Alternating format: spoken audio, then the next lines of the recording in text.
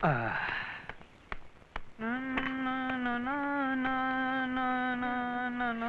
क्या हो रहा है कम्बक? तुमने मुझसे कहा? हाँ हाँ कम्बक। डैडी डैडी, मम्मी ने आपको कम्बक कहा। आपका नाम कम्बक है क्या? हाँ बेटा, आपकी मम्मी ने मेरे 2 नाम रखे हैं। दिन में कम्बक, रात को पिया। चलो बेटा अब चलकर खेलो। नमस्ते आंटी। अल्ले आओ मुनिया, आप कौन है? मैं ना आपके बराबर वाले मकान में रहती हूँ। अच्छा, अगर आप कहे तो मैं आपकी कुछ मदद कर सकती हूँ। अच्छा तो आप हमारी मदद करने आई हैं दादी अम्मा। आओ बैठो। अल्ले कितनी पाली पाली गुलिया है। क्या नाम है आपका? मेरे ना 2 नाम है। डैडी कहते हैं पिंकी और मम्मी कहती है शारदा। क्या आपका नाम शारदा है? मेरा नाम भी शारदा है। ला मिला हाथ। लेकिन शारदा तो बहुत अच्छा नाम है, फिर तुम्हारे डैडी तुम्हें इस नाम से क्यों नहीं पुकारते? मैं अपने डैडी से पूछ कर बताऊंगी कि वो मुझे मेरा नाम लेकर क्यों नहीं पुकारते। अच्छा अच्छा आंटी, अब मैं चलूं? फिर आओगी ना? हाँ।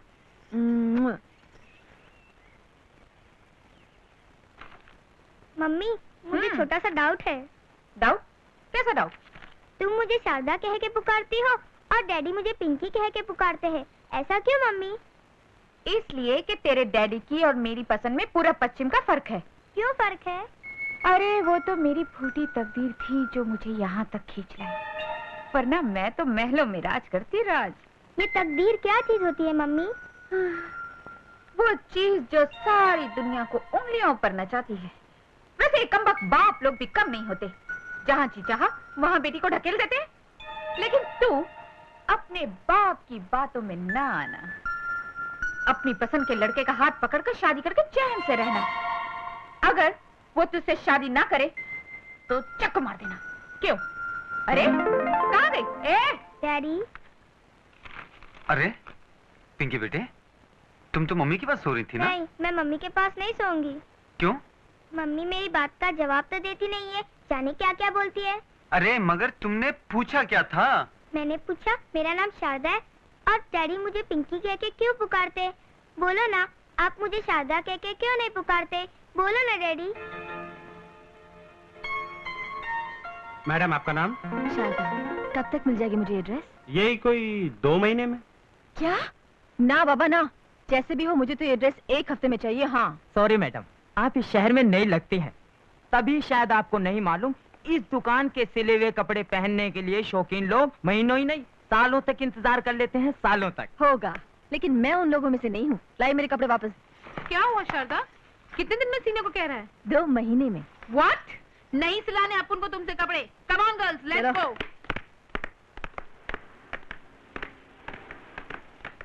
Madam please give me a chance, मैं आपके कपड़े सिलूंगा, प्लीज मैडम। अरे तुम चीज क्या है?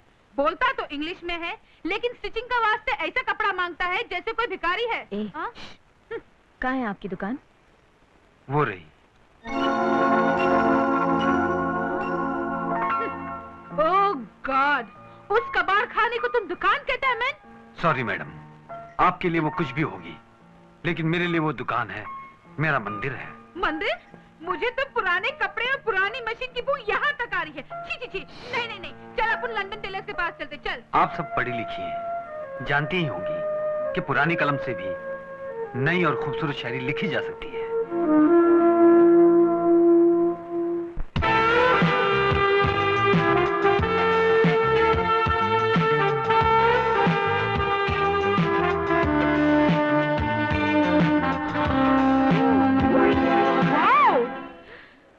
What a dress!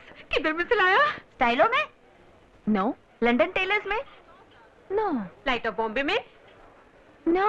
मैग्नेट में? No. ओफो, नो नो नो। तो क्या ये ड्रेस आसमान से टपके लाए? आप सब तो पढ़ी लिखी हैं, जानती होंगी कि पुरानी कलम से भी नई और खूबसूरत शायरी लिखी जा सकती है। No, I can't believe it. Mister Prakash, मेरे फ्रेंड्स को यकीन ही नहीं हो रहा है कि आप ही ने मेरा ड्रेस सिया है। इस ड्रेस की कोई कतरन वतरन है आपके पास? कतरन? कतरन, बचा हुआ कपड़ा। ओह, वो तो रहा नहीं। राहनी? राहनी क्या मतलब? मतलब ये कि एक मिनट।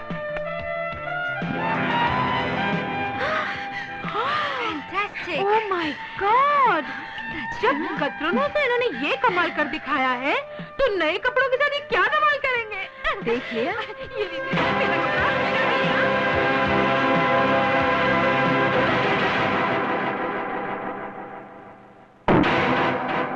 भाई साहब, जरा अपना ये पाँव हटाइए। ये कोई जूते का स्टैंड नहीं है, मेरी मशीन है, मेरी रोजी रोटी है। तुझे रोजी रोटी देने ही तो आए हैं बेटे। चल जूता सी। ये कपड़ा सीने की मशीन है, जूता सीने की नहीं। तो फिर ये सुसरी किस काम की?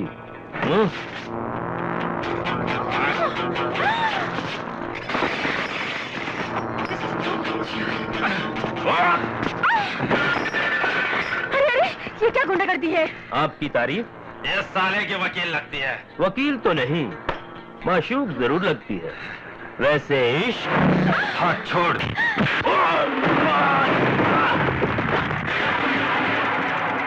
जब्बू, शेरा, बिल्ला, तालिया, मार डालो इसे।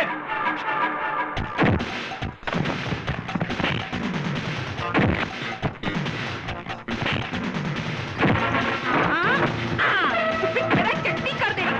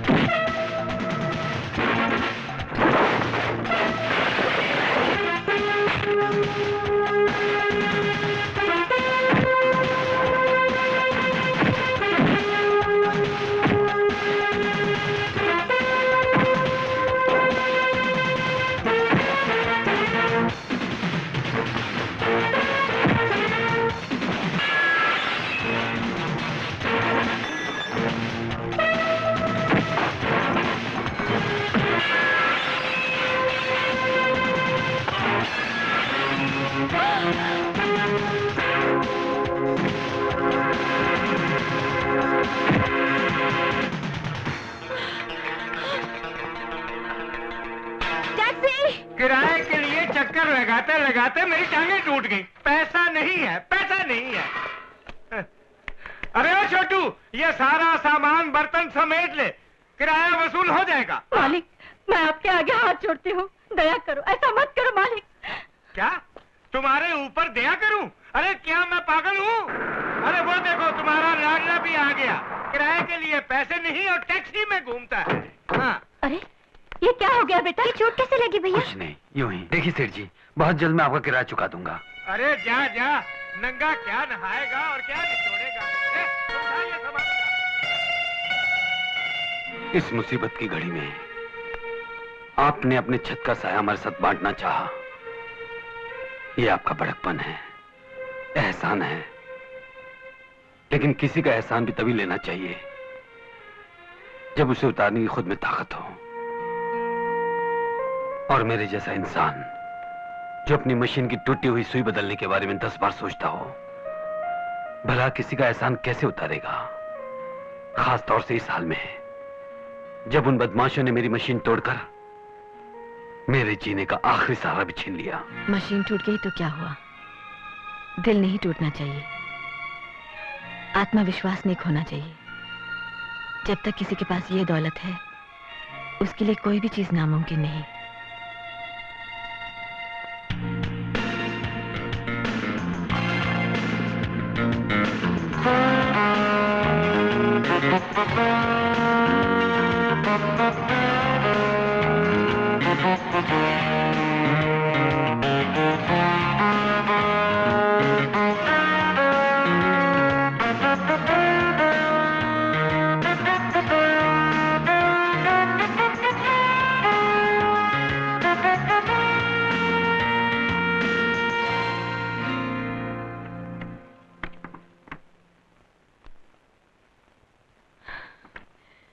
ये क्या है भैया? ये है अंग्रेजी में इनविटेशन कार्ड और हिंदी में निमंत्रण पत्र। श्रीमान Shankar Dayal MA LLB solicits the presence of your company to grace the wedding ceremony of his sister Sharda with to be announced later. To be announced later? Yes. क्या मतलब? मतलब ये कि अगर तेरे दिमाग या दिल में कोई है तो उसका नाम यहाँ भर दे टू बी अनाउंस्ड लेटर में। वरना बिन दूल्हे की शादी में आए हुए तमाम मेहमानों में से किसी एक को चुनकर तेरा दूल्हा बना दूंगा। नमस्ते। अरे नमस्ते, आइए ना। हेलो। जब दो लोग आपस में पहली बार मिलते हैं तो इनका इंट्रोडक्शन न कराना कानूनन जुर्म है। ये मेरे शंकर भैया हैं। आई एम प्रकाश। प्रकाश? अच्छा अच्छा, तो आप वही प्रकाश हैं जिनकी तारीफों के पुले चिट्ठियों में बांधती रहती हैं। भाई बड़ा नाम सुना है आपका। सुना है कि देखते देखते आप खाकपति से लाखपति हो गए। जी, ये सब इनकी मदद और प्रेरणा से हुआ है। आपकी मदद और प्रेरणा से हुआ है? अच्छा अच्छा अच्छा। शादी वादी हो गई क्या? जी, घर में जवान बहन के होते हुए मैं अपनी शादी के बारे में कैसे सोच सकता हूँ? अरे मार डाला, अरे मार डाला। क्या हुआ भैया? अरे अपनी बहन की शादी की बात करके कमबख्त ने मेरी दुखती रग पर हाथ रख दिया है। अब ऐसा करते हैं, तुम अपनी बहन के बारे में सोचो और मैं अपनी बहन के बारे में सोचता हूँ। सोचो तू जरा, ये ऐसे ही है। कहिए कैसे आना हुआ? वो डिजाइन के बारे में डिस्कस करना था। मैं अब स्केचेस ही कर रही थी, कल तक तैयार हो जाएंगे। आप ले जाइएगा उन्हें। जी, मैं चलता हूँ। अब चाय पीजिएगा? जी नहीं, फिर कभी। Okay, bye bye bye bye. Hi bye. भाई वाह, बगल में लड़का, शहर में ढिंडोरा। सुशील लड़का है, ऐसे सुपात्र के रहते किसी दूसरे को खोजना कानूनन जुर्म है। मुस्कुराने की जरूरत नहीं है मुन्नी, और जो मैं कह रहा हूँ उस पर गौर कर। झटपट कार्ड पर दूल्हे का नाम लिख दे, मैं शादी की तैयारियां करता हूँ। मेरी प्यारी बहनिया बनेगी दुल्हनिया।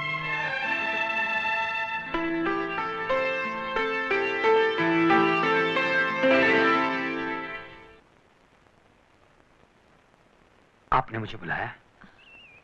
मैं सोच रही हूँ अपना ट्रांसफर करवा लूं। कहाँ? कहीं भी। लेकिन क्यों? आप तो जानते मेरे भैया पूना में रहते हैं, और पूना यहाँ से बहुत नजदीक है। जब जी चाहे चले आते हैं और बस एक ही रट लगाए रहते हैं, शादी कर लो शादी कर लो। अब आप ही बताइए ना, दूल्हे कहीं रास्ते में तो पड़े नहीं मिल जाते कि मैं फौरन हाँ कह दूं। शंकर भैया का सोचना गलत नहीं है। शादी तो आपको कर ही लेनी चाहिए। अच्छे लड़कों की भला आपके लिए क्या कमी हो सकती है?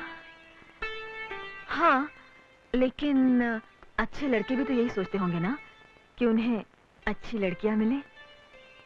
मुझ में ऐसी खूबियां कहाँ जो किसी का मन जीत सके। क्या कहती हैं आप? वो तो कोई खुशनसीब ही होगा जिसे आप जैसी पत्नी नसीब होगी। आप भी एकदम खजूर पे चढ़ा देते हैं। लेकिन मेरे साथ एक प्रॉब्लम और भी है।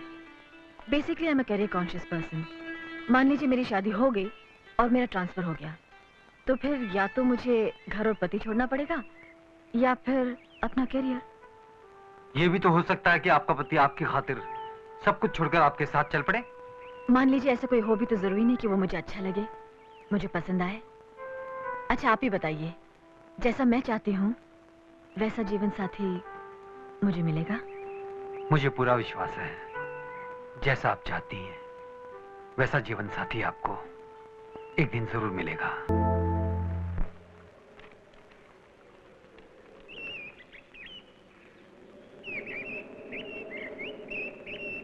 आपका खत सर आंखों पर। आप तो जानते हैं कि मैं आपकी इतनी इज्जत करता हूं कि आपका नाम लेकर भी पुकार नहीं सकता। आप तो मेरे लिए देवी हैं। देवी को मंदिर में बिठाकर पूजा तो की जा सकती है, लेकिन उसे घर की शोभा नहीं बनाया जा सकता।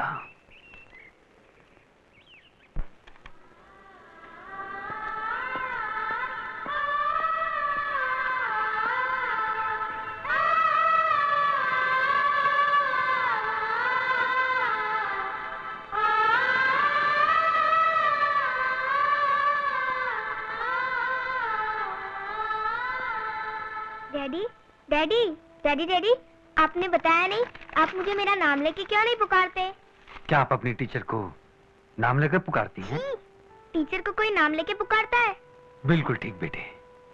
जिनकी हम इज्जत करते हैं, पूजा करते हैं, उनका नाम लेकर उनका अपमान नहीं किया जाता।